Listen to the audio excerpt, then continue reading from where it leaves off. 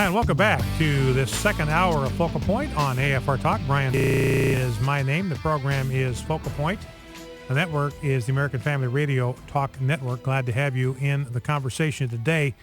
We're going to get back to some of the Benghazi hearings, and we will take phone calls from you over the course of this hour on Benghazi. If you've been paying attention, listening to what we've had to say about it, we'd love to have you weigh in. 888-589-8840 is the number.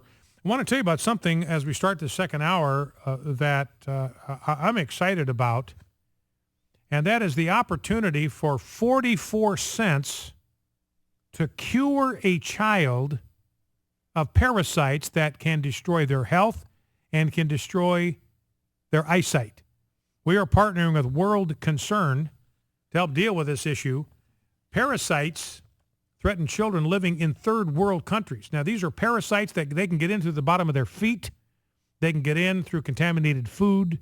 They can get into their bodies through contaminated water. A lot of them have horrible sources, very unclean, non-hygienic sources of water in these third world countries. And these parasites will get into the body of a child, and these parasites can cause blindness. They can cause malnutrition.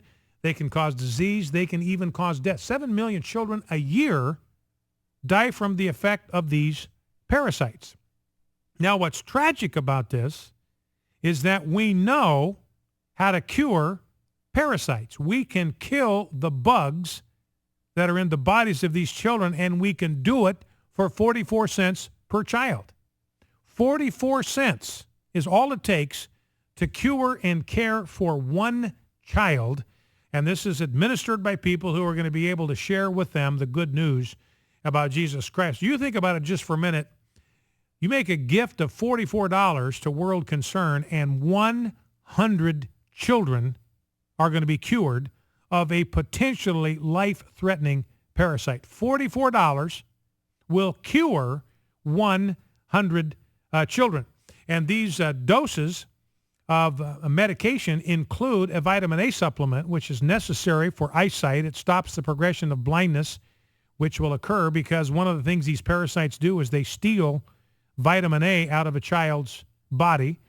And when these parasites are eliminated, children recover their health, and then they don't get sick as often because their bodies are now stronger, and they can fight off other diseases like malaria and cholera. And one of the things that World Concern is doing is going in behind these campaigns for 44 cents to cure one child and provide them with a clean source of drinking water. So there's a holistic approach. But our focus this week, remember, for $44, you can cure 100 children in a third world country of a potentially lethal parasite, and you can do this in the name of Jesus. If you got your credit card handy, you can call 800-700-8084. That's 1-800-700-8084. And you can also go to afr.net and you can give online. So again, ladies and gentlemen, I got so excited when I heard about this project, because for 44 cents, you can cure a child in a third world country of a parasite that can cause malnutrition. It can cause blindness. It can bring about disease. It can even cause death. So for $44, you can cure 100 children of this parasite, and you can do it in the name of Jesus. So 800-700-8084 is the number to call, 800-700-8084. You can give online at afr.net, and I encourage you to do that very thing. Well, let's take a couple of more phone calls on the Benghazi thing. And again, I just cannot get over this. I just cannot get over this thing about the security. This is from Greg Hicks this morning. According to the Government Accountability Office, there are 6 threat categories for the SETL. I don't know exactly what that stands for. Looking for the explanation. It has to do with security rating for these various posts. And there are 6 threat categories.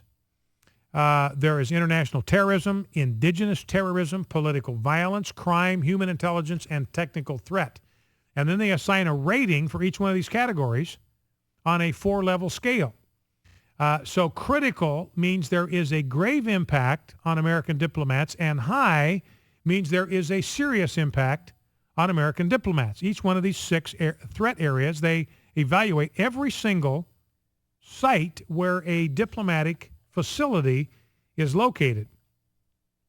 And again, at the time of the Benghazi attack, this is what Eric Nordstrom said, and Eric Nordstrom, again, is the regional security officer. He was the regional security officer in Libya. And let me just read what he said. At the time of the Benghazi attack, only a small number of the 264 overseas diplomatic posts were rated either high or critical in all of the threat categories. Only 14. So out of 264 overseas posts, only 14 were rated as high or critical in all 6 threat areas. And remember, high means it's a serious impact on American diplomats. Critical means it's a grave impact on American diplomats. Only 14 of all of the diplomatic sites, facilities around the world were rated as high or critical in all 6 areas. And 2 of them were in Libya, the embassy in Tripoli and the compound in Benghazi. And Nordstrom says, look, only the Secretary of State or the President of the United States could order those requirements to be waived so that we could put a compound in there in Benghazi. And again, I suggest that it had to do with this gun-running operation to rebels in Syria. Let's grab a phone call for the end of the break. Let's go to Faith in Tampa, Florida. Faith, thanks for calling. Thanks for waiting. What's on your mind? I just want to know, a couple weeks or a week before the Benghazi hearing or whatever attack, Obama was on TV announcing, "Oh, please don't hit our embassies overseas because they're not covered." Who is he trying to signal? Yeah, and I don't know the answer to that question, Faith, but I think, what this kind of ties into is this larger pattern that we've observed is a very, very disturbing pattern where President Obama has showed this obsequious deference to Islam and to Islamic nations at the expense of American security, and he shows virtually no respect or reverence for Christianity. He's always calling the Quran the Holy Quran. I've never heard him call it the Holy Bible. Maybe he has, and I've just missed it. I'm not saying he hasn't. I've just never heard him do it, but I've heard him dozens of times refer to it as the Holy Quran. He's having Ramadan dinners in the White House. He's extolling the contributions of Islam to American history, even though, to my knowledge, he's never identified what a single one of those contributions is. If Islam has made so many contributions to American history, what are they? Give me one. Give me one thing that Islam has contributed to the United States of America. I mean, give me a list.